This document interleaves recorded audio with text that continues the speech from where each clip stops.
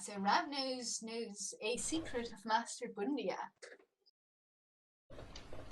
Oh boy, and I was supposed to decide how he was going to do, what he was going to do with that knowledge, and then I didn't. Yes, that means you have one extra die on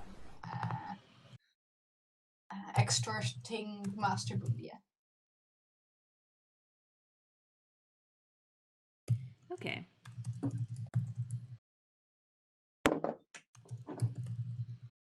And he's going to betray you, Rav. He's going to betray you. You make a good book. Yeah, Rav is absolutely convinced that he's going to be betrayed, but he's also very desperate right now and doesn't like the book in his head, and so he's like, Master Bundy, I didn't want to come to this, but I know this book is worth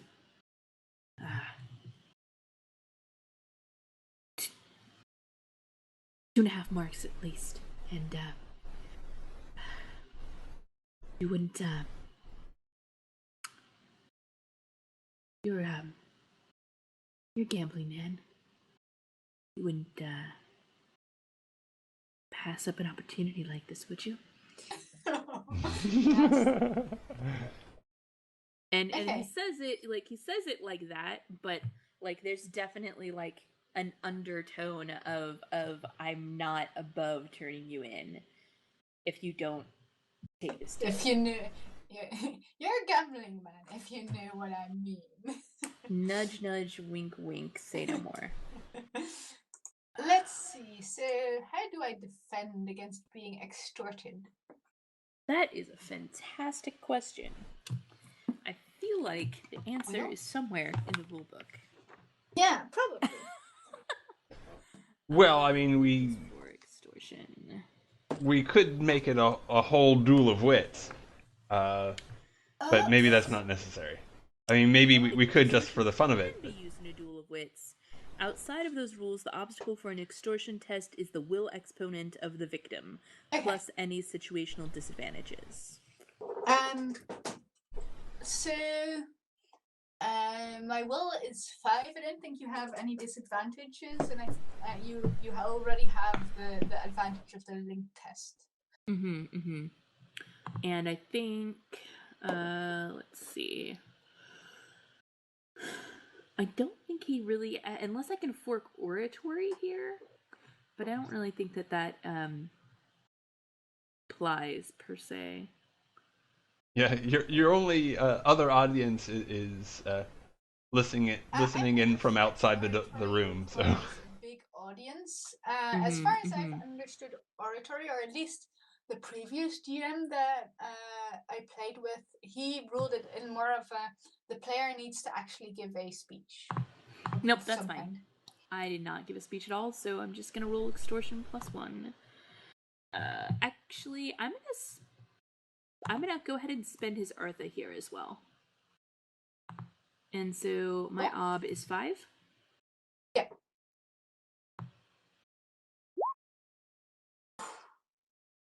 No.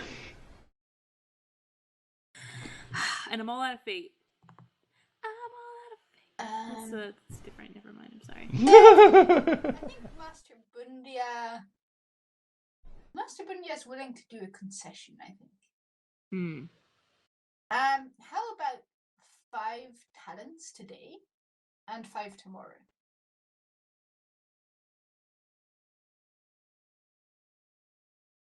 You can see that like Master Bundia does something weird with his eyes there. I'm not sure if Rav picks up on what that means or whether that means something, but there's a very observant fellow, and I think he is. I think he's willing to take this deal, but he snatches the book back and says, "You can have it tomorrow." No, you wouldn't want to stir up any trouble with a master, would you? I mean, I'm giving you a 5 silver talents out of good faith. I mean, for a book that might be worth 3. I feel like you ought to give the book to me. And I'll get you your other silver talents tomorrow. I mean, for all I know, I might just give you the silver talents and you run away with the talents and the book. You understand the position I'm in. Yeah, you're right. And he says that while he's still clutching the book tightly to himself. Like, yeah, you're totally right, except then he's not actually going to give up the book. I'm trying to convince you to give up the book. Brad, how good do you think Master Bundia would be at persuasion? I can imagine him being good at it, but I might just want to imagine that because I want that. Yeah. He might have opened it. I don't think he would have. I don't think it'd be an area of specialization. Okay, so if he'd opened it, then it'd be based off will, which is 2. I didn't think that would be very good. Do you think there are any will skills that he would be good at that might apply in this situation? Well, I mean, he does seem more or less good-natured, but I think part of the job might be intimidation. I mean, he needs some gambling skills, right? But that's true too, like bluffing. That is and he already has falsehood, right? Yeah, which would explain why his gambling problem is an actual problem. That's true.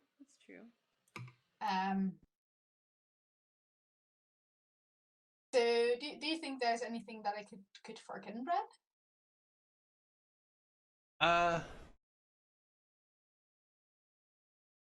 You could do, I think, like either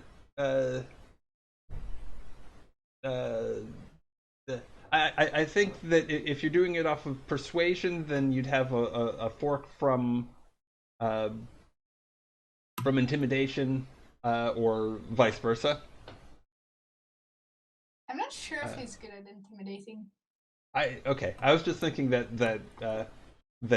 is part of the job of the librarian, is to be like, you know, you have to bring this book back. You will. Well, maybe ugly truth, because in this case you could say that he's showing Rav the ugly truth. I mean, Rav is going up against a master. That's true, yeah. And I can imagine ugly truth being something he has. Okay. Makes sense to me. You go with that. Okay, so persuasion, fork, and ugly truth. This is still not going to be very good. That gives me 3 dice, but maybe I roll any 6. I roll 6s because I still have my 1 fate point. Because my will is 4. Okay, yeah. So I just have to hope to roll 6s, but I'm gonna roll this, even if I can't make it. I'm gonna roll it. I want that. Give me that book. Give it to me. Modifier is 1. Earth has 0. Base obstacle. Your will was 4? Yeah, 4. Did I roll any 6s? Yeah. I rolled 1 6. Yeah, is it really worth spending fate hoping that I get like 3 more? I feel like he's just crazy enough to do it. Let's do it. There's no way he can succeed, but he wants it so bad. But, you know, somewhere down the line, perhaps well after he dies, he'll be able to gray shade the skill. Yep. Well after your death, gray shade the skill. Yeah, he tries to convince you, but you're obviously not convinced. Just give me the book. And like he tries to grab for it. He's like, give me the book. And he holds it more tightly and is like, no. You give me the money and then you get the book. Okay.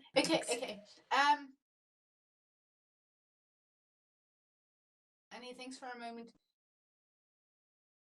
8 talents. 8 silver talents right now, and 2 tomorrow. I promise.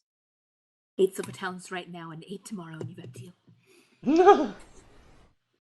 Hold on. That wasn't the deal. 5 today, 5 tomorrow. We're not going to change it up.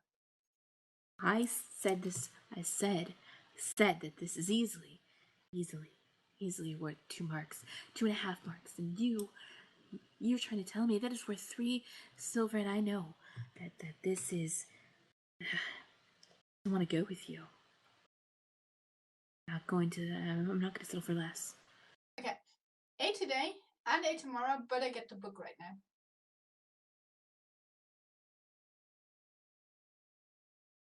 Okay.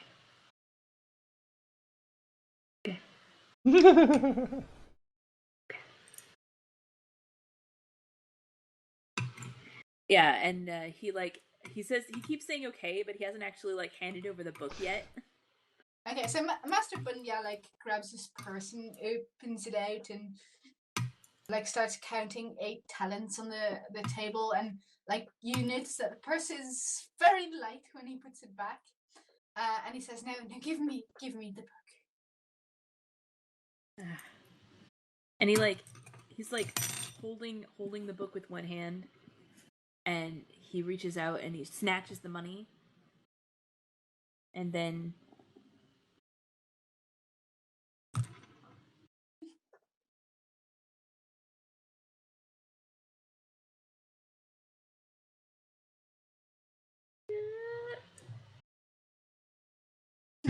Nice. That was awesome.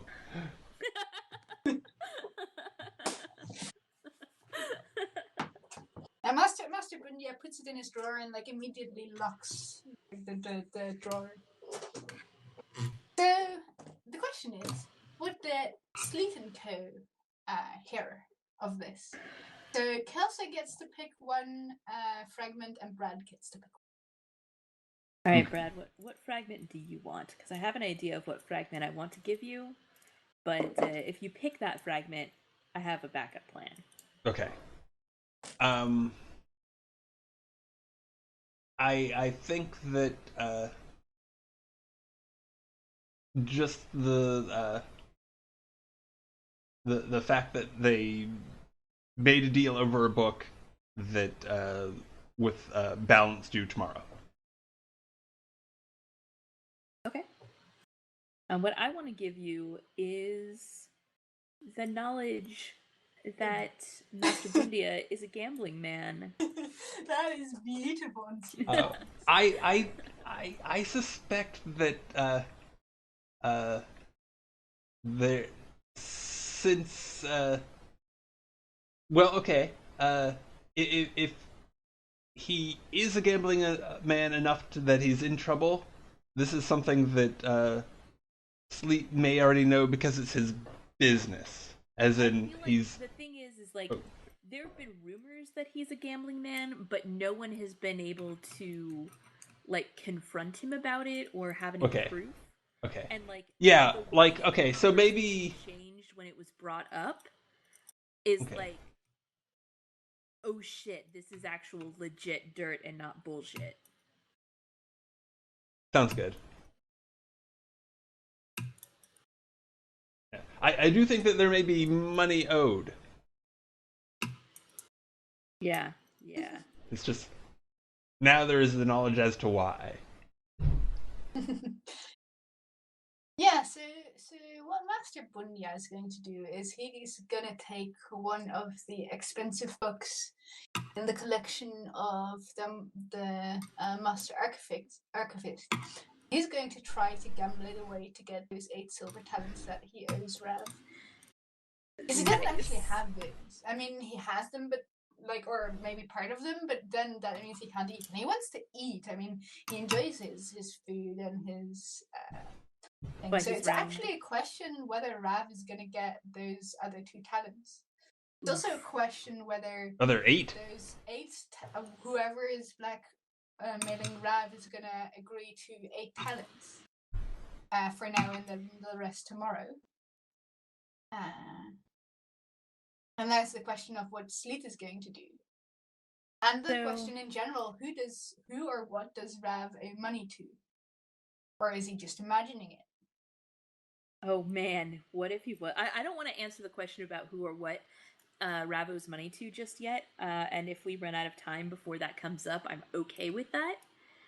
We can definitely leave big question marks open so that we don't know where the story is going.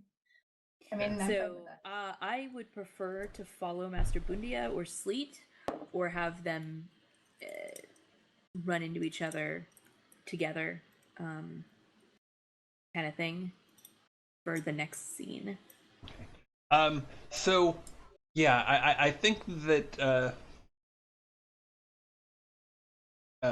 Sleet's little spy would probably return with the information, and then come back shortly thereafter, just to push a note under Bundia's door, saying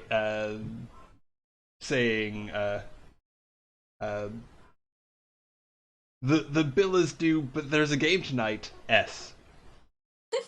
Okay, so Master Bundia was playing with Sleet's people then?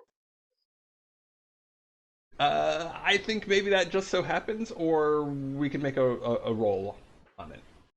Or maybe die of fate, or playing with Sleet's people, but he owes Sleet money anyway, and Sleet is saying, "Now I know why you keep borrowing money from me." That makes sense.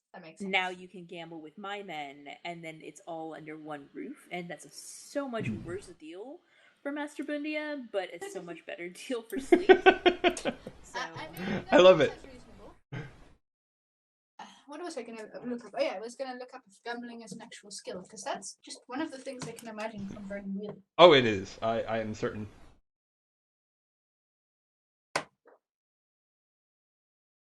Because I imagine, Master Bundia might not be good at falsehood, but he's gambled enough to be good at that.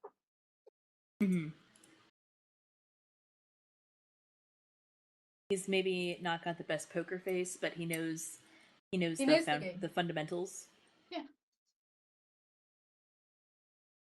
He knows how to play the game. He knows when to hold them. He knows when to fold them. He knows when to walk away. He's just bad. This skill represents the character's skill, knowledge, and luck with gambling. To use the skill, first make a wager or set a price. An item, animal, piece of property, or cash generated from a resources test. Then make a versus test against another gambler. The winner walks away with the prize. Forks, strategy game. So falsehood is not even a fork. Nice. Tools, traveling gear? How is that a gambling tool? I guess traveling gear can include dice. Dice or cards or something like that. I imagine. Well, I'm sure that Sleet has a pair of dice or a pair of cards somewhere that we can gamble 2 with. cards, a pair of cards. That's it. So let's see if Master Bundia wins back his book and the money he needs, or whether he cost the university a book and doesn't have the money to pay that. Yeah. I think maybe this might actually take the form of a willpower test, because I'm thinking the way that Sleet would handle it is he's all, yeah, welcome to the game, and what do you know? Look, I've lost a couple of hands. Time to up the stakes. You know what I would love? I'm not sure if that would work, but to do some kind of duel of wits along the thing, where the game actually is like some kind of mental fight, where Sleet is trying to play Master Bundia, and maybe instead of actual gambling, maybe gambling is a undertone of the game, but maybe they're actually trying to break the minds of their opponents. That's cool. Sounds good. Yeah. And I wonder, could gambling be used as a skill there that we could do things with? I guess that would be a little bit messy. Let's just use the skills in the thing. Let's look at Duel of Wits. I need to not remove this because that tells me where I was with reading. Where do we find the Duel of Wits? Page 388.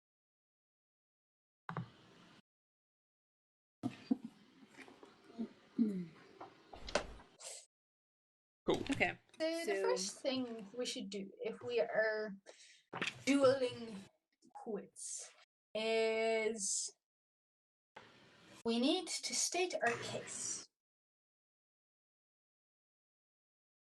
Our case is briefly describe our point and why he is right, or in this case, like more of a what are you trying to achieve from the other? Okay.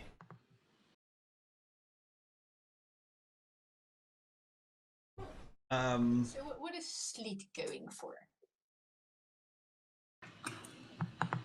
So, Sleet, really what he wants is leverage and information on both Bundia and Rav. Okay, so leverage and information. Yeah. So, do you want to win the gamble as well, or does it not matter to you?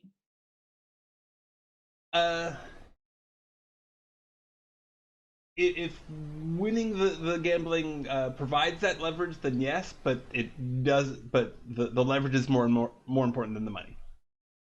Okay. Of course it is. So since I need to be kind of opposed to you, is I obviously don't want you to get leverage over me, because that's going to be problematic.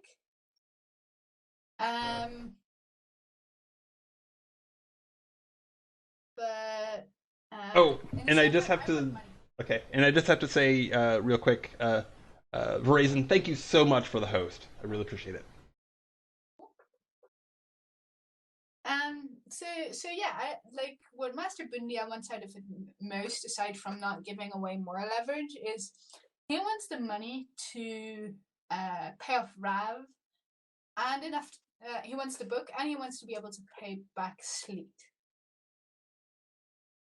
and all of that without getting further into trouble by avoiding giving Sleet. So what Master Bundia wants is to be out of trouble.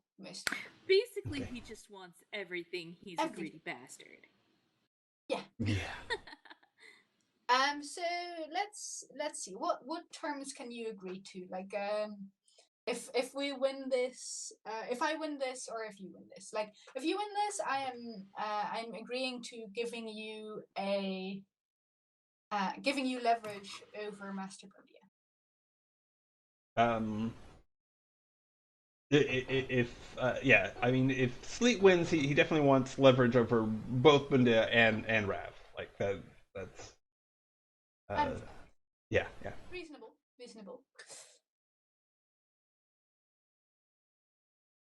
And if I win, I would like I like to win money. Plain and simple, to pay back Sleet and to pay Rav and to not lose the book. Yeah, enough to be free and clear. Is that something you can agree on? Sure. Okay. So now one of us has the choice to walk away. If a player can never be forced to engage in a duel, if he wishes, he may walk away from the challenge. Of course, that leaves his opponent to free reign with the situation. I don't want to walk away. I want that money. Do you wish to walk away? No need for that. All right. So, now we create our body of argument. That's basically our life, our emotional life. So to do that, you test a skill, and you can use first persuasion, interrogation, oratory, persuasion, poisonous platitudes, rhetoric. I would like to propose actually that we use gambling as the skill that sets the body of argument for this duel of wits. That's reasonable. Because this is whatever you're trying to go back and forth and do, because it's played over a game of cards or whatever you're gambling with, if you're better at cards, you're going to have more. When the game is over, yeah, I think you're following me. Yeah. Yes. Okay. So I'm suggesting that either both Master Bundia and Sleet's man, whoever he's putting on the job, are experts in gambling. But I can imagine as well that Master Bundia doesn't have a 5, but actually a 4 in gambling. Since he does have a gambling problem and he's obviously not doing it very well, and Sleet's man may be having some help from the house. Okay. Yeah, I think that Sleet may have help from everybody else at the table. So, how about we give Sleet or Sleet's man, whoever is doing the actual gambling, a 5? Is Sleet gambling directly, or does he have someone doing it for him? Yeah, he probably has a guy for that, right? I mean, yeah, that's how he operates. Maybe Kelsa can play the guy or the woman, the gambler. Sure. And then Sleet, like you can help each other, like in the kind of thing. So maybe Kelsa is the gambler, and then Sleet is just lending him dice by pitching in and being like, "Here, have another drink," or whatever. Mm-hmm. Okay, yeah, I feel that. All right, gambling. I'm in. So what do you introduce your compatriot as? Sleet. Well, Kelsa, you're playing them, so you have. Tell me who I am. Okay.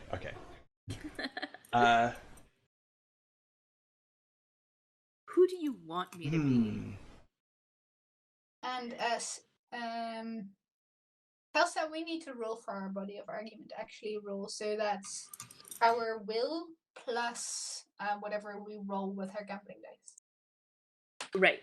So I was. Let's just make it simple.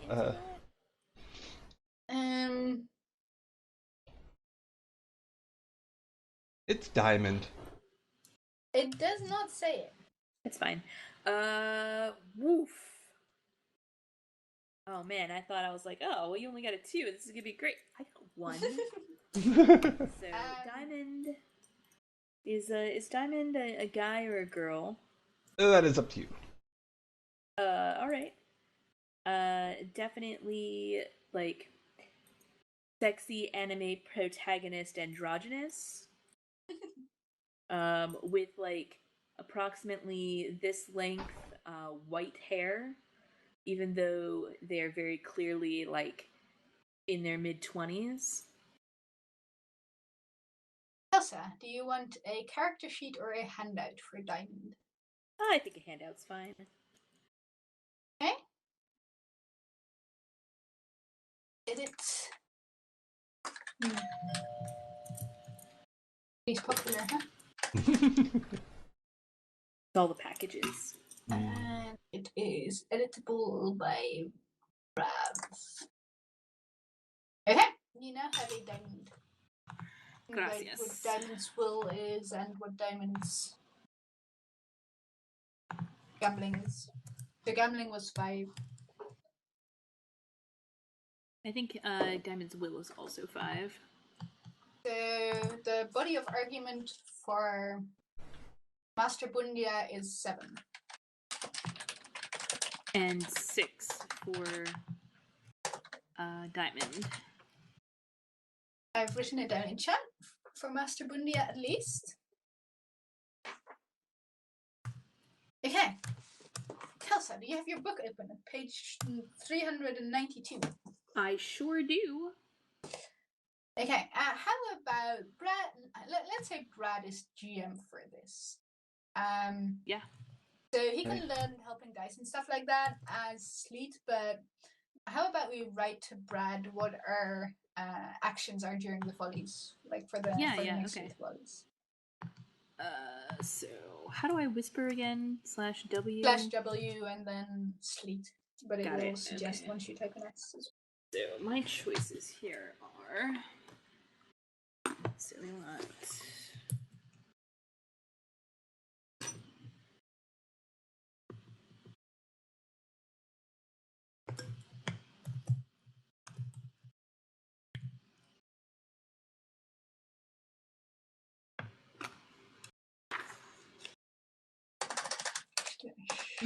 W.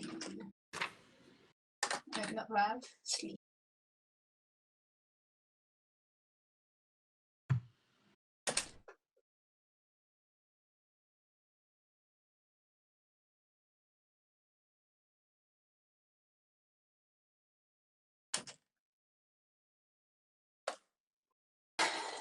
There you go.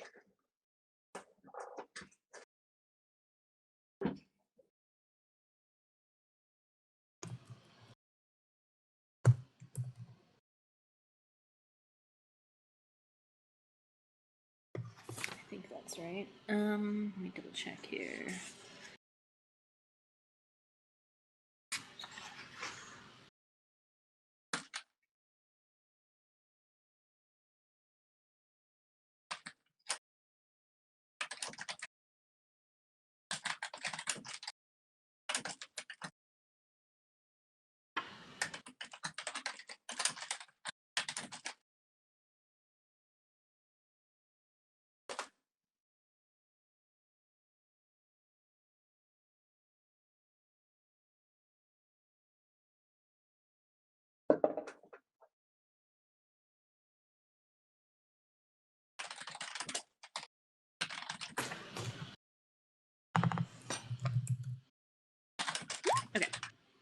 Okay, so first round moves are in.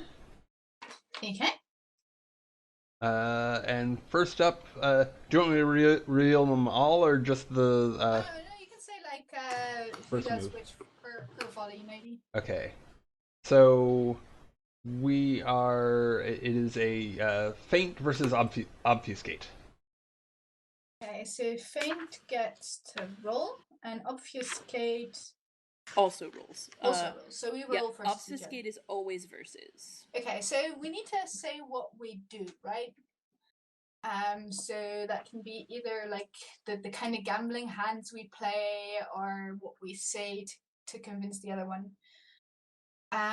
So feint is pretend you're speaking of one topic and then move on to the other, or I imagine it being bluffing in like some kind of card game, something along those lines. And obfuscate is basically making everybody so confused about what the hell you're talking about that that you just confuse the hell out of everybody, basically.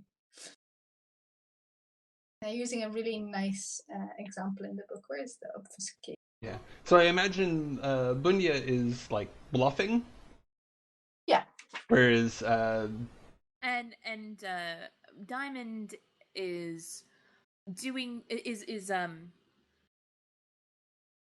kind of acting a buffoon, like they don't really care about this game or what they're doing or Master Bundia or like flirting with the guy on their right and the girl on their left at the same time instead of actually paying attention to the game, you know, that kind of thing. I see. I like that. Let's see.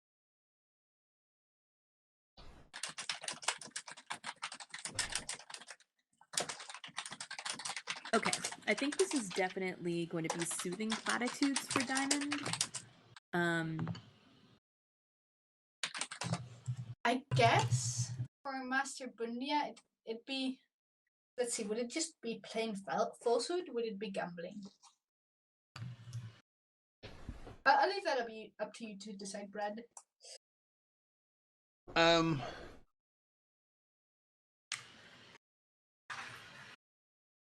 I just look at what think for the fate is, right? Yeah. I can choose extortion, falsehood, interrogation, persuasion. Persuasion sounds better. Yeah, I think persuasion. That seems like a better idea than an unlearned skill. I mean, I'm close to learning falsehood, so for that matter, it might not be that bad. But and actually, like playing against double obstacle penalty doesn't really matter that much.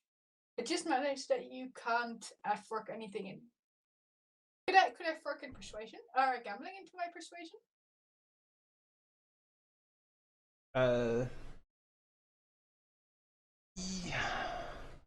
Yeah. I think that's essentially gambling is gonna pretty much always be relevant. Are you doing anything to help Diamond? I think that Diamond is getting help from the rest of the table, per se. Yeah. There's a few, like odd nose scratches and a cough or two. Yeah, like, and also playing into the I'm just here to have a good time with like sweet nothings whispered that are actually tells or something, that kind of thing. Plus I'm gonna fork in gambling for 6 dice. Ooh. One base obstacle 1. This makes things look a lot better because I actually only have 3 dice. Hi. Okay, all right. So if I successfully faint, what happens? The question. Faint. Faint can be used to bypass rebuttal and to attack feint through sight. Okay, margin of success is subtracted from your opponent's body of argument. So 1 is subtracted from my body of yep. Okay. And if I lose the versus test, you gain +1 die to your next action. Okay, so I get 1 die for my next action, and you lose 1 from your body of argument. Sounds reasonable. All right. So, what do we do next? So now the shoe is on the other foot. With Bundia obfuscating versus Rav fainting. Well, or Diamond, sorry. Diamond, yes. Diamond. Diamond. I flirt very obviously with Diamond. I'm just like, okay, you can do this. I'm using this against you. I mean, we're doing this. I'm all in. Come at me. Yeah, I think that this is like. Well, actually, no. I'm not doing that. I'm just trying to distract you. Yeah. I don't think obfuscate is going all in.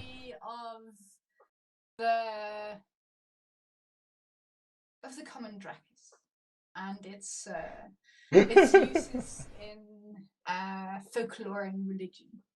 All right. And and Diamond is going to I imagine I have oratory learned. Do you think I would have put any points into it, Brad?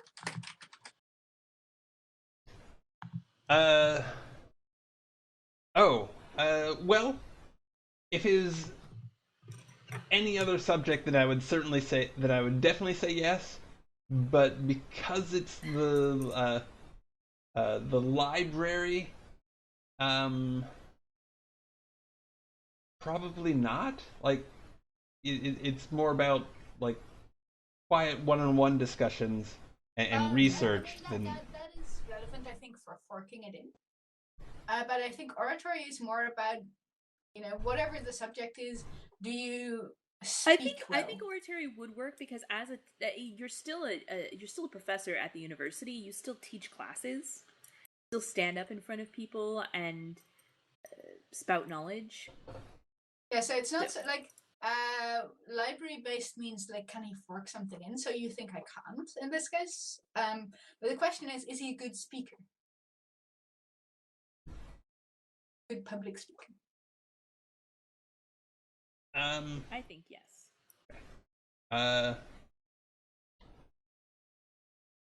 And I guess my initial thought was no, but I don't feel strongly enough about it to be like, no, Kelsey, you're wrong. So yes. Okay. You'd be willing to say no, Hasa, you're wrong, but no, Kelsey. Oh well, she's right. I like your viewpoint. No. I might be a teeny tiny little bit self-centered, but don't tell anybody. So base for oratory is 2. How much points do you think he would have put into it?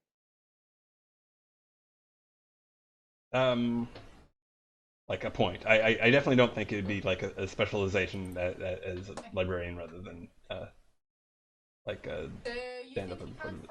Like he doesn't have much knowledge of the common Dracus?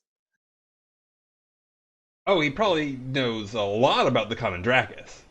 Like his history is probably a 5. Okay. So can I fork in history? Yeah, totally. Or like folklore or something like that? Sure. Okay.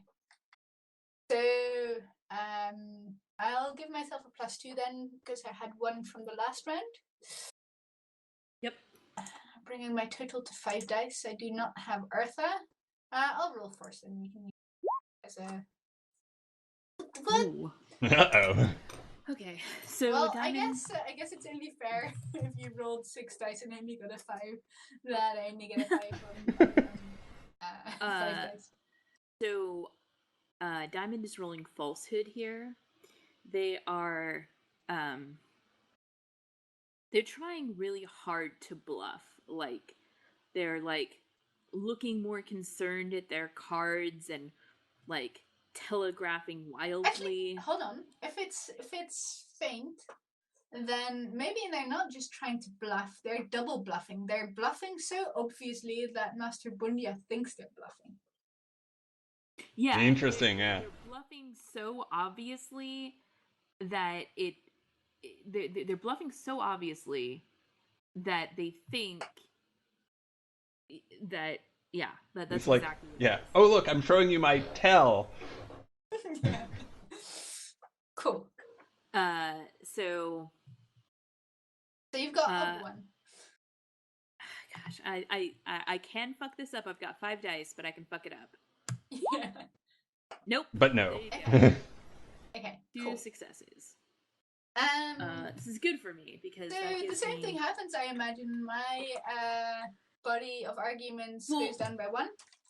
I mean, can Diamond roll a fate here? You can do they that. could. Yeah. Yeah, I think that's what they're gonna do, because this is like the turning point of the night. No success. Okay, well, one from your body of argument is I'm screwed. And you're gonna die a die for the next round. That's good. It's gonna be helpful. It's gonna be useful. It's gonna be important. It's funny how we're both like, this is gambling. Let's feint and let's obfuscate. Obfuscate. Yeah. I mean that sounds like a good idea. Okay. So, next up, Diamond is dismissing Bundia's point. Yep. So what happens if we do that? Okay, so that is a standard test. So both roll, but it's not a versus test. Interesting. What is Bundia doing? Oh, point. Yeah. So I'm using my, I'm a little bit of a rounder exterior, and I've got this big voice. So I'm just using the voice and the big laughter to throw Diamond off, like to just laughing and talking very thunderously and just shake her a little bit. Whereas I think the way dismiss works here is that probably Diamond is like, okay, all in. Yeah. I think so, and I think that kind of falls under intimidation here, which I think is actually where like their like actual skill lies. Yeah, so I think like just by making it a dismiss, I get +2d to my skill, and you get a third dice from what you had already. And I get a third dice from what I had already, and I also am forking in gambling. And you can ask Sleep for your help, right? If Sleep can do something. Yeah. And I think you could probably also, especially here, fork in sleight of hand. You can do that. If you're... Yes. Yeah. I mean, it's probably not their best skill, but yeah, totally. I think I'm going, like I can choose between Curse Persuasion, Interrogation, Oratory Persuasion, Poisonous Platitudes, Rhetoric, or Centaurus Debate. I didn't see any of those really working with like laughing loud and throwing Diamond off, so I think I need to choose for something else. Well, I mean, point is sort of like the most standard thing, so maybe just gambling would be most appropriate.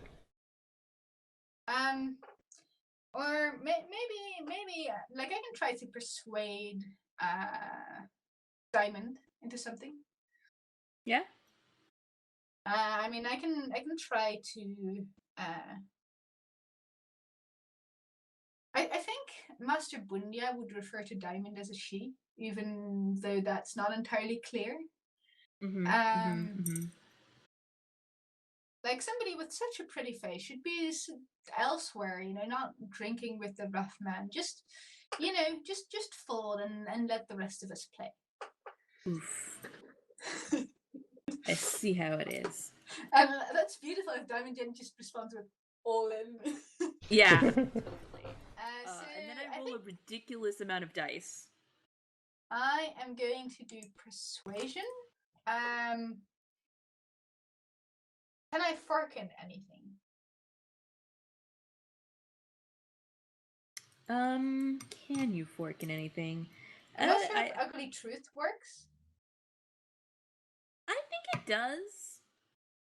Because I think you've been playing this game long enough with Diamond to be able to point out when they do something that is a tell or whatever. I'm not sure. Like, I don't think this is a case where I can fork in gambling because I'm not actually gambling. I'm just telling Diamond to go fuck off. And while that's part of the gambling game, I don't think it actually involves using cards. Okay.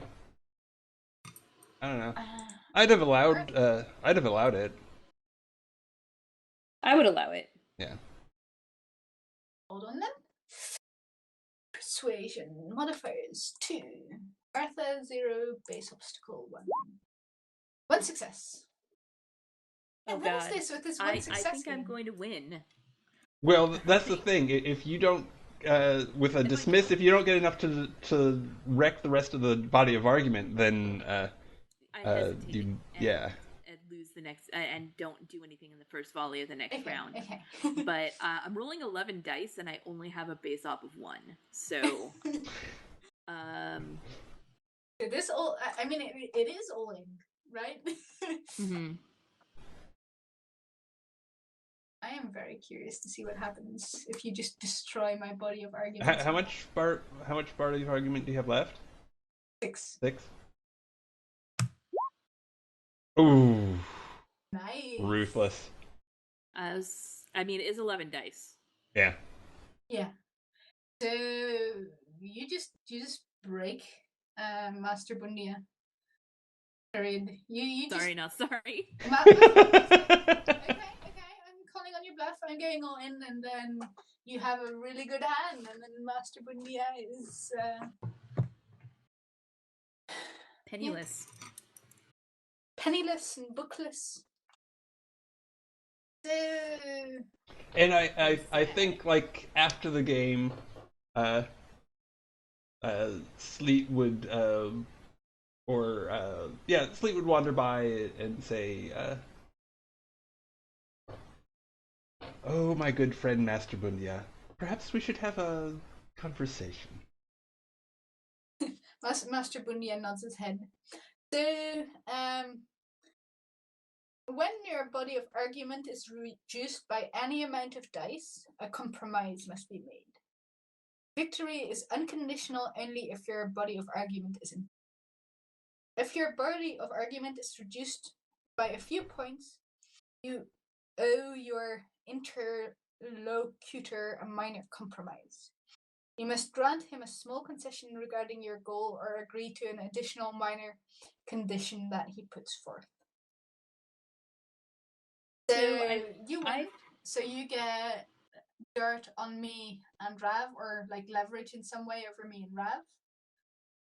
Well, I did not do it completely. Like, there was still... You had done some damage to my body of argument, had you not? Yeah, so... Yeah, 2, correct? There was one from the obfuscate... compromise. Yeah. Okay. You still get some money. Like, you lose the book, and you lose a bunch of money, but, like, when Diamond went all in, you had a bigger pile of money. Fair enough. And so you still have, like, a few coins left over when Sleet comes over, and could we say I have enough to pay back Rav, but I can't pay back Sleet. I might even have a bigger debt towards Sleet.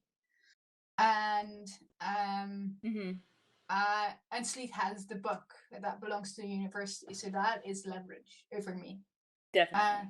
And then, Sleet and me go talk, and I'll give him something on Rav.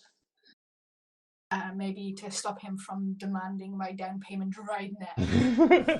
Through, the chopping off of my hands or whatever. However Sleet wants to go about that. Oh, just traditional chopping off of hands. It's no big deal. Oh, I think more like a word in the right ear. Like, the chopping off a professor's hands would be unseemly. That would not be good for business. I like the idea of having that exact conversation. Like, what are you gonna do? Chop off my hand? No, that would be bad for business. I think Master Bundia says, like, I think that is what Master Bundia says, kind of as a joke. Like, no, you don't do stuff like chopping off hands here, right? With like a nervous chuckle. It's like, oh no, there's no need for that, I don't think. Again, it would be bad for business, but there are certain things that I think it would be inconvenient for you if Master Loken knew He looks like straight up mortified. Like you see just the blood like running from his face. And even the rest of your family, if certain facts were to come to light, and if other facts which may or may not be true but could be proven were to be put forth.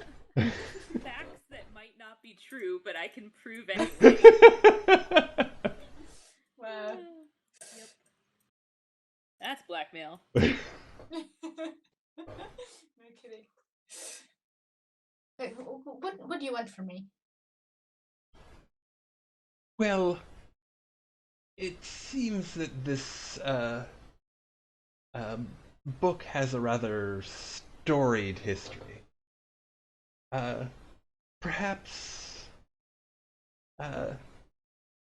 perhaps it would be helpful for us both if you were to, if you had the opportunity to look into it at close hand. But let's keep in mind whose it is now. Wow. And that's not necessarily like the terms, right? You wanted dirt on Rav. Well, that as well. The book that you have is not Rav's book. It's one of the university's books. Oh yes. Oh that. Oh no. That's off the table. Sorry.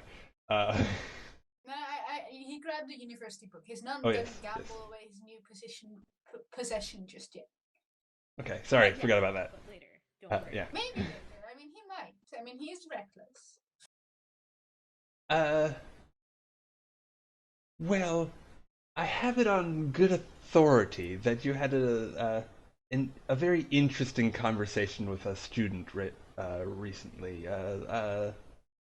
Rav, something like that.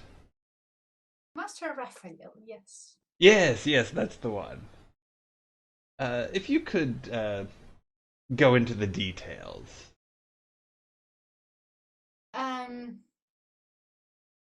Let's see. Would he dare lie? I guess he realizes that he's a bad liar. I mean, you can see him considering lying for a moment, and he realizes, yeah, I tried that before. That doesn't really work. So I think he is going to tell you the following. He's going to tell you that book with Raphael about a book. It's really nothing you would be interested in. But it is. It's something. I'm not sure if he has stolen it or not, and you can see that that's probably nonsense. But he'd like to add that in to please you. He's trying to make you happy. But it's some kind of a religious book. He says it's been in his family, a family heirloom of some sorts, and yeah, it seems to have to do with the faith of Telu. It's written in pre-Aturan, and yes, I'm not sure as to the actual contents, but Master Raphael seemed to be very hasty to get rid of it. Let's see. Is there anything else I can give you that will give you leverage? I'm not sure what information. Satisfy leverage. Yeah, probably just the knowledge that you're that you're going to pay him or you have agreed to pay him the balance tomorrow. Okay. Would be useful. I would tell that.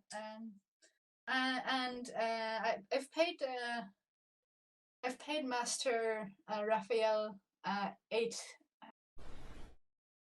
talents for it, and I will pay him the other 8 tomorrow. I really feel like he's ripped me off. I mean, the book wasn't worth that much. Yes, I mean, that's that he's just trying to say what he thinks Sleep wants to hear. Yes, that seems unfair to you. Perhaps I can help out with that. Tell you what, I'll take care of that balance for you.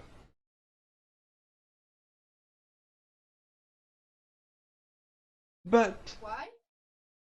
oh, no reason. Uh, but Thanks. of course, of He course. looks around nervously. We're all friends here. Do I owe him a favor now? Oh, do you? Well, yeah. Well, yeah. One, minor favor you could do towards repayment is this other book that he gave you. If you could report back whatever you discover about it, that would be most appreciated. thanks for a moment, and he's like, yeah, I think I could do that. Yeah, it costs you nothing. Definitely, yeah. I mean, if Sleet would have asked for the book, that'd be another thing. But yes. If you just ask for knowledge of it, that's reasonable. I can do that. Okay. You're not as bad as people say you are. I mean, you're a nice guy. Yes, thank you. Yes. I mean, this doesn't clear up the debt, of course, but it definitely moves us in the right direction, I think. Good. Yeah, glad to do business with you. And when tuition assignments come up again, we'll have another talk. No worries. Yes, no worries. I'm like I'll let you know which question I'm going to ask you and what the. Oh no! Please surprise me. But there may be a number of students who perhaps should do well or should do poorly. We'll talk about it. Okay. Oh my god. Such a brilliant extortion scheme. I fucking love it. Having a bit of a master is really useful. Right? Well, I mean, there's a reason why Sleet has been able to operate on, like, both in and outside of the university for years. Yeah. I mean, he's still around 5 years later when Quoth is in the university. So you know. Yep. True.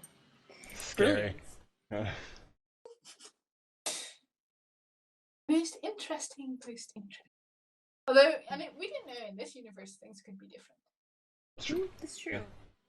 But he definitely has a good chance of being.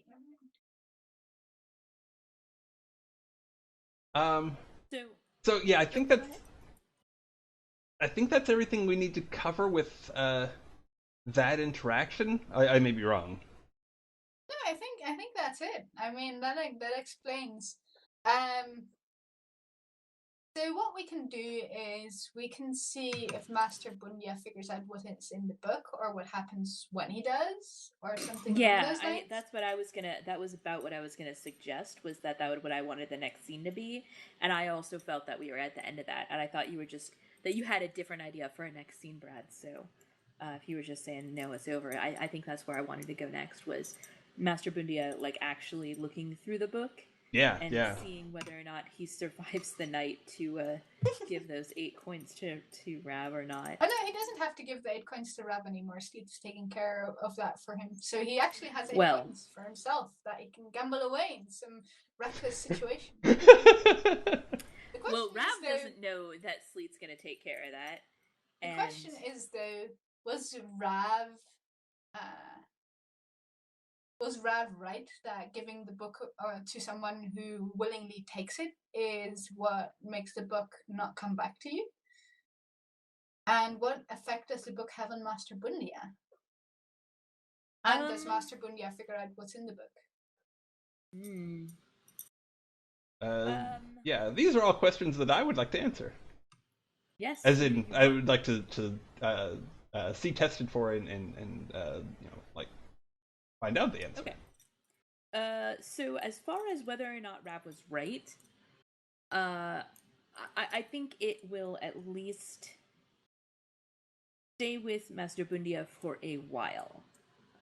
We can have Rav do a test. I happen to know that this kind of knowledge is something Rav is good at. So I can see Rav doing a test to see like how right he was exactly about this. Will this come back to Rav or not? Sure. So because I think Rav has one or more applicable skills that he can fork stuff into as well. I mean, he's got like let's see, obscure history, religious history, relic-wise. Relic-wise seems like the main thing. And then just forking like religious history and obscure history or something along that was what I was thinking exactly. Okay. So, Brad, why didn't you set those? Okay. Well, it's probably pretty obscure. I imagine it is. Yeah. So maybe Ob 5? That's reasonable. About right.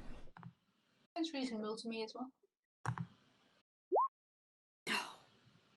What is it with these one successes? I mean, we've been rolling handful and handful of dice, and there's one that becomes like 4 or 5, or maybe a 6 if you're lucky. Crazy. So, Rad... It's a 4. Oh wait. So hold on. Okay, so there's that 11 die 6 roll and then a separate relic-wise. Yeah, the 11 die 6 roll was from that was. Oh, that was the diamond. That was diamond. Okay. Yeah. I guess it's impenetrable. Like Rav is wrong about the fact that this is a good way to get rid of the book. Nope, that's the question fair. is, does it come back, or does it simply hold, like, have a ranged hold over Rav? Like, is the book so strongly in him, or is the book maybe not even necessary?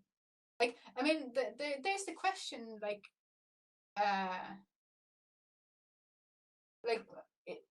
how did this book get these properties? Is it a Fae object?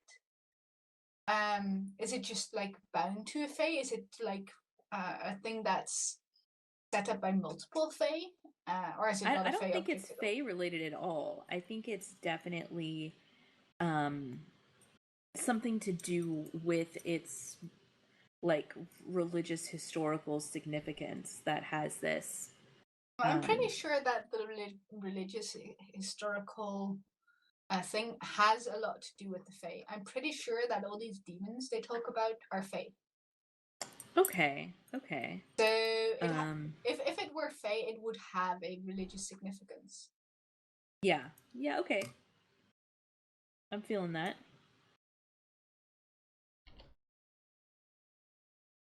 And I think Celatus, as far as I can understand, Celatus was also Fae, but I'm not sure if I remember that correctly.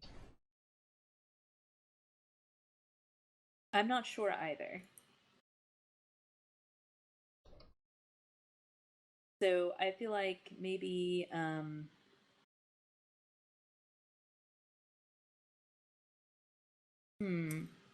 does this have like a remote?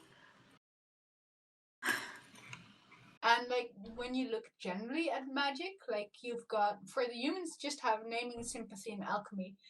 So for a book to mind control, it have to be something along the lines of a knack, which could also just mean that the person has some Fae blood in them. Or like other stuff is generally like left to the Fae, at least as far as we can see in the books. Okay. Oh, and Hustle, we lost your cam. Again, I see her. Yeah, I think we lost you, Brad. Okay, I will refresh them. Both. Well, I can see you both for what that's worth. I can see Brad, but he's not moving. And, if he's talking and his lips are not moving, that means something. Okay. I can see you again. Okay, we're good. Can you see me? Yes. Cool. Yay. We can all see everybody. So I think that it is definitely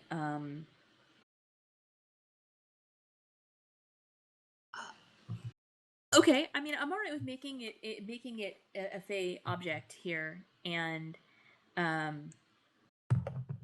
like How that about idea a lot. Cathay related object? That's a link that I was considering. Yeah.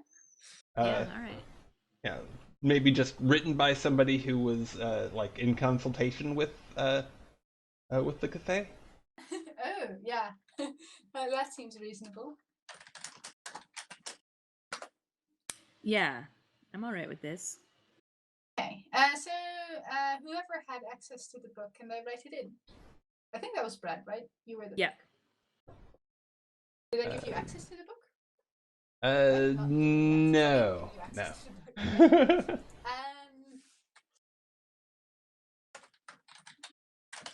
That makes it a very dangerous book. Yes. It is a very dangerous book. I think that's true. T-H-A-E? See, at least in the most recent go around, just listened on audio, so I don't know the spellings of anything. But actually, I generally don't know because I never read the second book. You never read it, or you never read it? I never read it. I only listened to it. Yeah, I can't do audiobooks. They just don't. My brain just can't. But let me see if I can find it on the Kingkiller wiki. I've given you access to the book. I'm excited. We have an actual exciting book in play now. Oh, okay. Oh, wow, that's a weird spelling. Okay, so it's Cthaeh. Oh well, I was almost all right. I must have read it somewhere then. I was just probably missing the Kingkiller wiki. I mean, yeah, it might be. Yeah, that might be. It might definitely be because I read a bunch on there. So, Clay, there we go. So you've also have access to the book as your. I'm not sure. Like, I don't think. What did we say the skills for the book were? Because we need to write this in. It can manipulate and read auras, right? Yeah, definitely. Yes. It can read auras, and it can also see auras, obviously, since it can read them.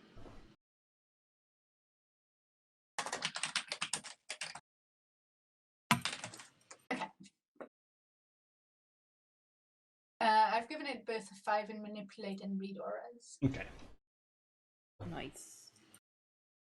Okay.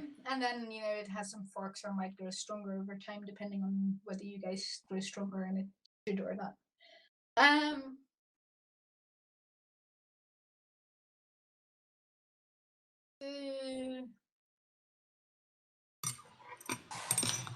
What were we gonna do? Okay, so we tested to see whether or not, Rav was correct in his assessment that giving the book away, no. Yeah. But no in what way? So, okay. Or do we want to leave that open? Like, if you guys want to leave that open for me to decide, then I can come up with something as well for next, or for whenever Rav comes back. That might be better. Yeah, just leave it as a thread to pull on later. And then you don't even have to decide for however long until it becomes relevant. So yeah, I mean, I tend to not decide on stuff like that until it becomes relevant, because then at some point you get this thing that works perfectly together with the other thing, and then it just kind of things, and then you have a story, and then the player's like, "Wow, how did you come up with that?" Secret to GMing. It's like, secret sauce. Oh my god! Wow. Play to find out. That was a deep. Gosh, what's the word where you connected? Talk about a thing, huh? Or I don't know, like a deeply connected plot, but that's not what I meant to say. Deep anthropic principle? Yeah, like there's some really deep foreshadowing, and you're like, lol, no. Yes, definitely. I mean, yeah, I totally planned that since day one. What do you, instead of just leaving something ominous with a question mark next to it in my GM notebook. I had so much trouble with GMing before I figured that out. Because people don't tell you, because it's kind of like this shared secret, because if you tell it, then the secret is gone and everybody knows. Well, and it's not always true, because sometimes you have deep secrets that are vital to the plot that you want to slowly dole out over time. But at the same time, there's sometimes when you're like, I have no idea what this means. I think generally it's a bit of both, where you have some connected deep secrets that you're giving about time, like you know that this and this exists and that it's connected in some way, but then you just fill in the gaps like during going. At least that's what I'm doing. Like I have a gigantic list of plot ideas, like it's massive, but I love that. Like it still needs to be connected and sorted and turned into a thing in play, and that just happens when you guys do shit and I'm like, well, I could use that to screw them over. So when I was writing down, Rav was wrong that giving that book Master Bundia would free him of it.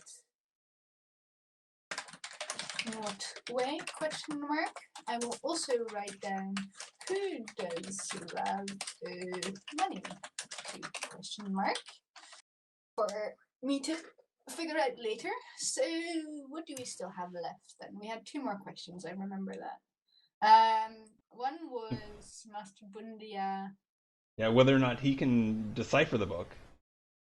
I would like to find out what he can learn from that, but also what does it cost him to learn that knowledge? The second was what hold can the book have for Master Bundia? So I think that's like something that should be done first.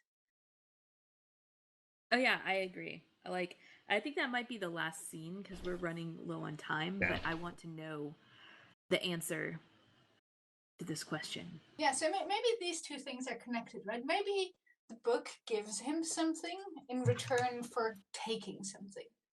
Ooh, I love it. Yes. Brilliant. So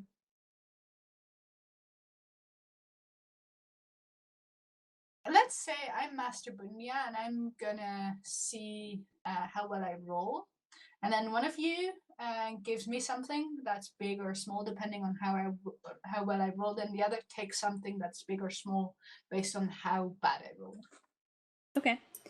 And it just is like a tiered thing. Do you want to be Santa or the Krampus? Do you want to give or do you want to take away? I'll be Santa. Okay. So there is a school called Ancient Languages. I'm pretty sure Master Bundia is not good at it. But I think he definitely has to have it at least opened. Yeah, for sure. Okay. Well, I was thinking that he wasn't good at it, but that he was good enough to give it a try. That to me seemed like a thing. And I think he would certainly have history and research as forks. Okay, that makes sense. So his base is 2, and then he can fork in 2 things. And then you guys just make it a tiered thing where Sleep makes it or Brad makes it a positive tier. Like the higher it is, the more Master Bundia learns from it, and Rav is a negative, or Kelsa makes it a negative tier, where the lower it is, the more the book takes. All right, I've got an idea for I'm going to start from how many successes you need to have it take nothing, and what it will do if you manage to get 0 successes, and then I'm going to arrange it out in my mind. So let's see what happens. Do you have an idea, Brent? Can I roll? Sort of. It's still in formulation, but go ahead and roll. Well, 0 successes is I didn't get anything from the book, so set an obstacle for yourself that you think it would take to get everything from the book. Okay. So I think at 5 plus successes, you have an idea of how bad a thing you're dealing with. At successes below that, you learn secrets. Secrets. Okay, cool. And I think you actually, do you want to know what the ones I set for you were? Sure. If you actually need to get 6 plus successes, and I'd already decided this before Brad said his, and I think it's actually appropriate that you don't, that you're going to take consequences, like, once you realize how bad it is, you realize you're still taking consequences. Nice. Yeah. That sounds reasonable. And so it was perfect. And if you manage to get 0 successes, the Shandorans show up and murder you. Okay, cool. That sounds good. Let's not get 0 successes. That sounds like. But even so, that would explain some things. Yeah. Okay, I didn't get rid of Medichuk. You're not just straight dead. Okay, so Kelsa, bad news before good news. This is still really bad for you.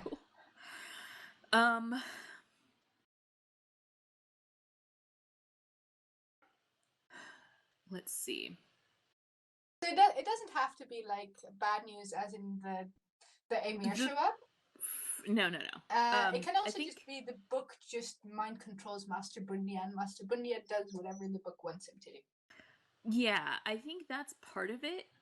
But at the same time, I also want to give Master Bundia the obsessed trait that he is now obsessed with this book. You know that. But he also goes and gives it back to Rav. Well, that explains the other thing. Yeah. But would he if he is obsessed? I guess, like, the book has such a hold over him that he can do that even while he's obsessed. Like, he goes and he gives it back to Rav, and then once the hold is released, he's like, oh shit, I need that book back. Why? Yeah. What have I done? Okay, so fair enough. And what is the secret, I believe? From 1 success? Yeah. Well, maybe the topic of the book? I think that it alludes to, but not conclusively, a link between the Amir and the Chandran.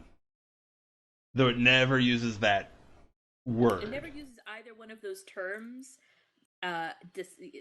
in specifics, but it seems like these are the two bodies that they are referring to.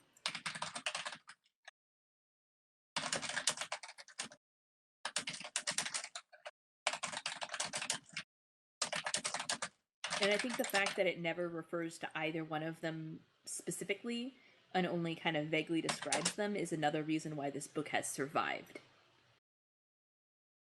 Yeah. Okay, cool.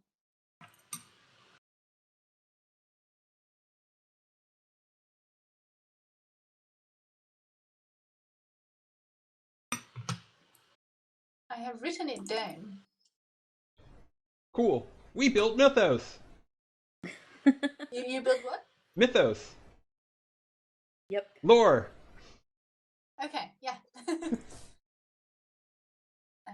Let me check my plot list, see if I saved that properly. Yeah, I did. So, yeah, like... I don't save my plot list properly. Yeah, like, Roll20 is a little tricky, where, like, some stuff saves by itself, which is really useful, but then it only does it if you move out of the thing you were editing, which makes, program-wise, makes a lot of sense. But then some things you need to click on the save button, and if you forget that, I mean, the save button is there, it's not like it's hidden or anything, but if you forget to click on that save button, you're screwed. Mm-hmm. And I tend to do that. Well, I'm getting better at it, but yeah. I am definitely guilty. I have definitely not save things that I was supposed to save. I'm going to steal these shared character sheets away from you guys. No! So that I can... But I like being Rav. Yeah. I know. Actually, I did like being Rav. You're such a good Rav. It was amazing. Yeah. For sure. I don't remember how you played Rav at all, but I felt it necessary. I think I was more of a testosterone Rav, where like, man, I need that money. I need it now. But I'm gonna see if I can do this Rav, because this Rav is cool. Well, maybe this Rav is the more desperate Rav. Yeah, I mean, he already had like a bunch of his options taken away. Rav is not the protagonist of this story. Not even. Well, I mean, we now kind of know that he is at least to some degree, a chess piece for the Cathay. That is a horrible, horrible thing. It's not something that you want to be. I have an idea. Haha.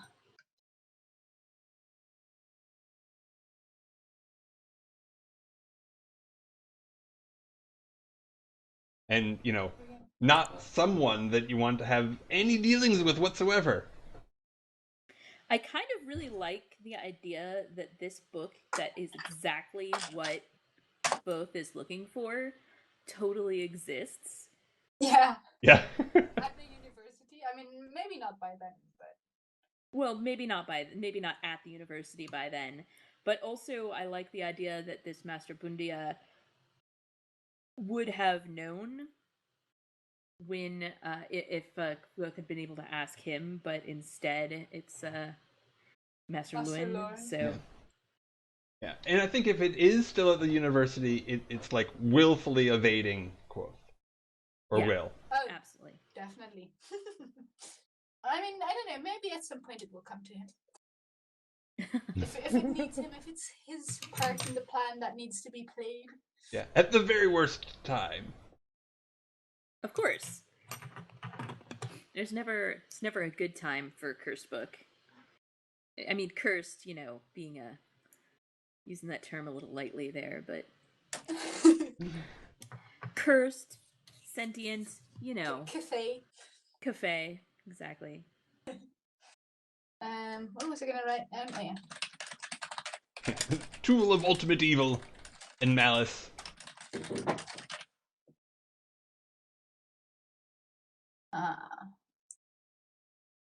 Okay. I will write something else down.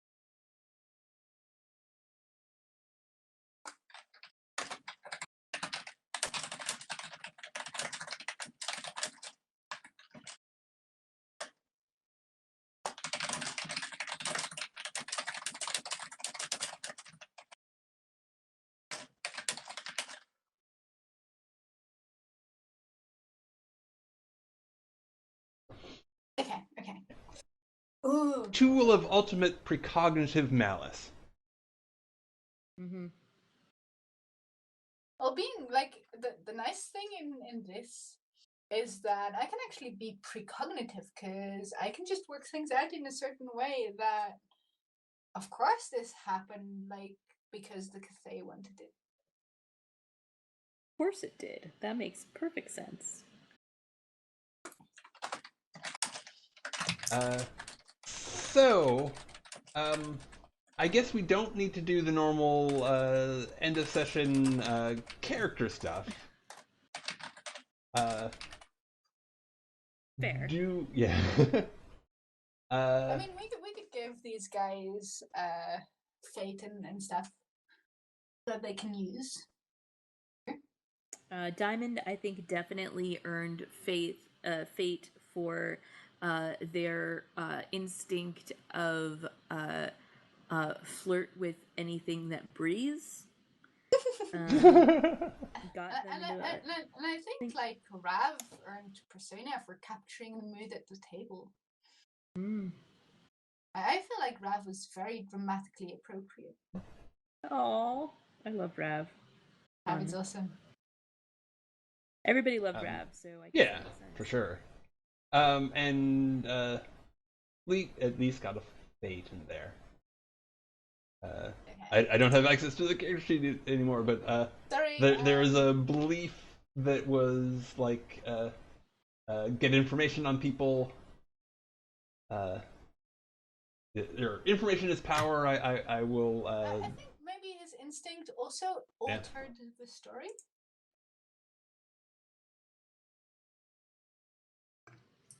So I think 2 fate. 1 for his belief and 1 for his instinct. Okay. Makes sense to me. And that will probably bite us in the ass later. Exactly. I love when you guys give persona right now. That's amazing. So Diamond has a. You said she had a fate? Yeah. Did she spend her persona? No. But she did spend a fate, right? Yes. Yeah, she did. So she has 1 fate and 1 persona.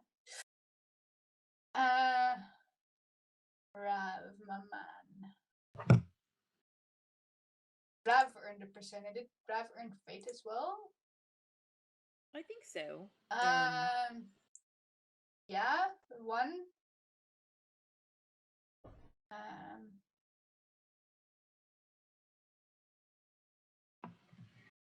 Yeah, I think at least 1 fate and a persona point. Bah. I agree, but bah. Master Bundia. I think his trait got him into problems.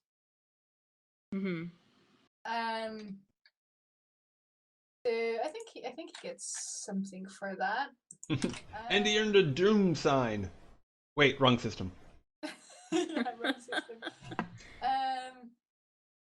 And his instinct actually also got him into trouble. You guys don't know what that is, but that did happen.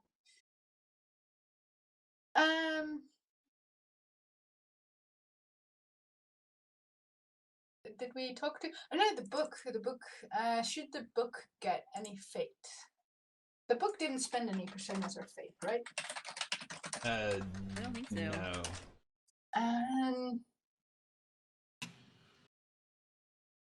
It didn't really get itself into trouble. Actually, maybe it did. If we give the book the incredible self-confidence that I described as a thing, then I think that got it in trouble. So that's another fate then.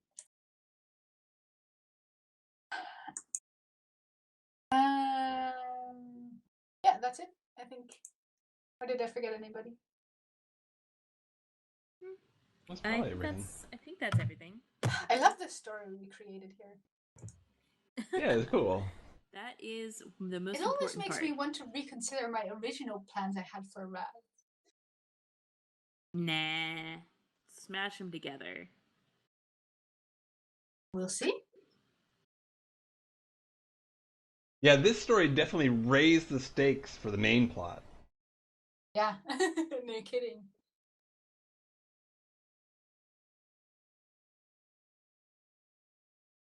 Don't worry. Rav will be interesting. Too bad that the other players don't know about Rav or the book.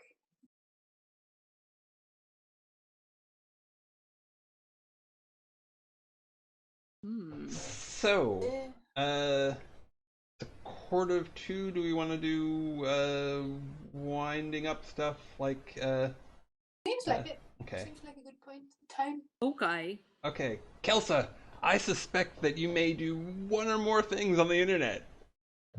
Wow, I don't know, Brad. Hey guys, I'm Kelsa. If you want to know about all of the multitude of things that I do on the internet, you can follow me on Twitter at Kelsa, or follow me on Twitch, twitch.tv/Kelsa Delphi. I play in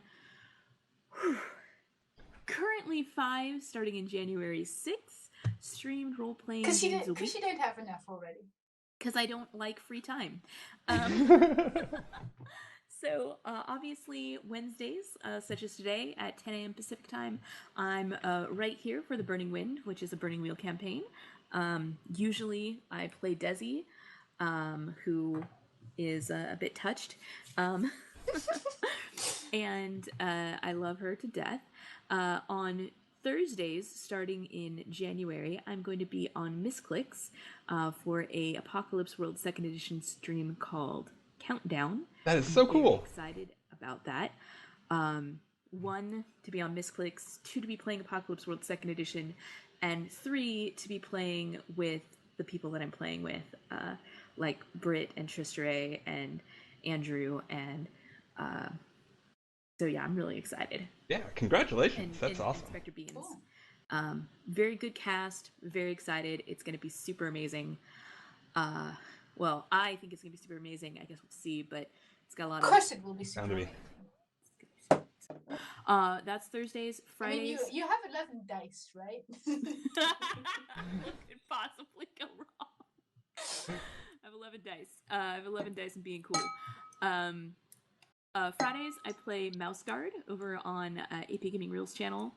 Saturdays, I'm in 2 games. At 1 p.m. on Saturdays, I play in Never Sunny in Dustfall, which is a Blades in the Dark game over on Eric Fulgeris' channel.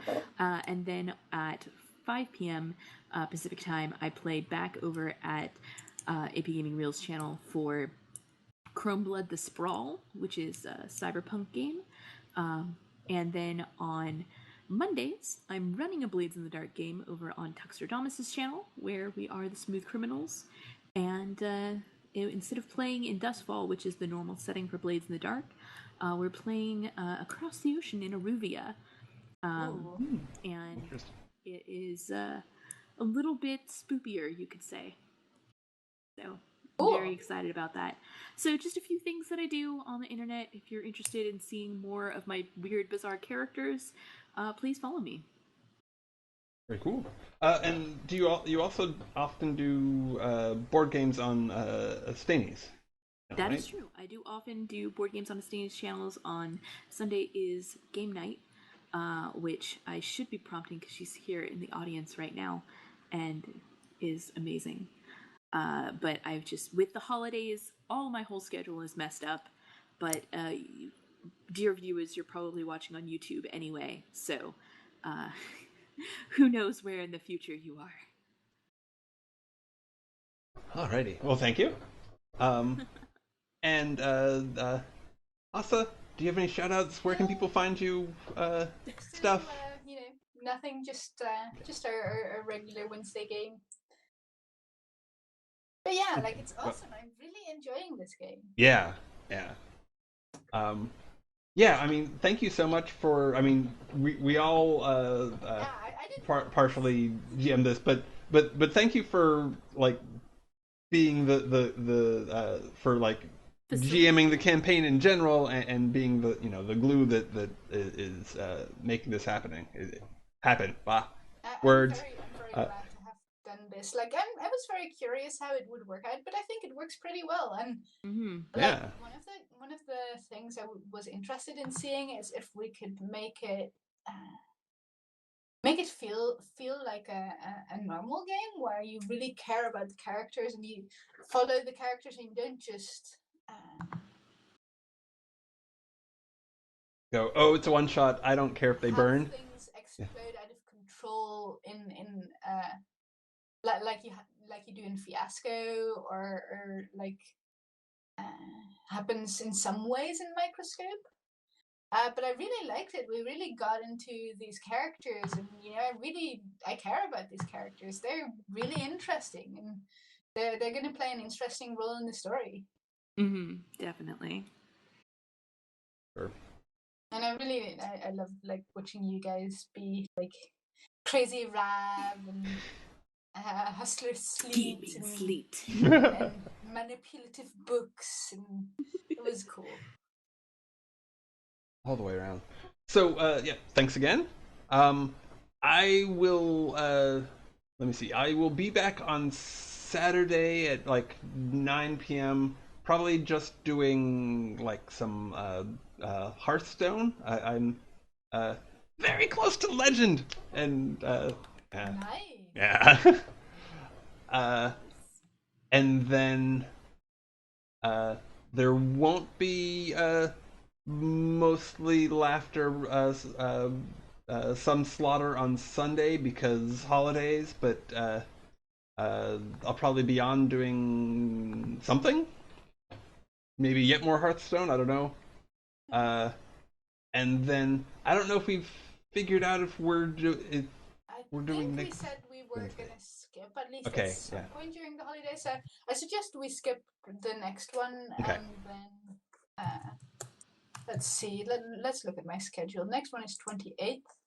I could technically play that. The 4th is probably going to be very bad, so we might have to skip 2 weeks. Or you guys can do something without me. I mean, you can do the same GM-less Burning Wheel, or have somebody else GM, and I'll just give them some material to GM with, or whatever. I mean, don't let not having a GM stop you from playing.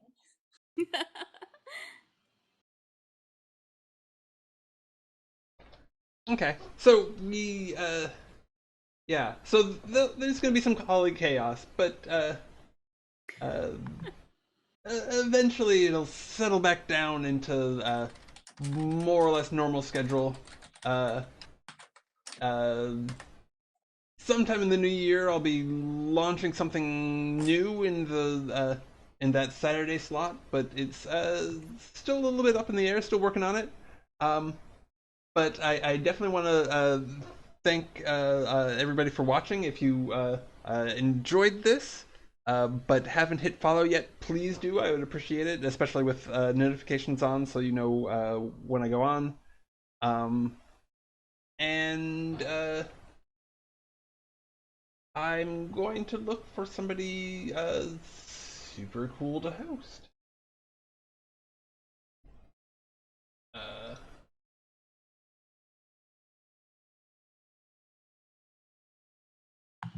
Well, I think that just in time, okay. Like on the stream, Kelsa's camera just became black. Yeah. What? It did. It's probably on my side, but oh yeah, you're frozen for me. Okay. For me, Brad isn't frozen, but that's fine. He's gonna have someone super cool. Yeah. Okay. Actually, I'm gonna. Okay. So. You can't see how much I'm frowning. I'm sorry, Kelsa. Okay. So, Adam is playing, and he is, of course, super cool. But I recently met Icetronixa, and she is as well. She's doing some Skyrim pretty early on. So, definitely check that out. I recommend I recommend hanging with her, and please say hi. And bye everybody. Take it easy. Bye. Bye. I'm waving and you can't see me. Yeah, sorry.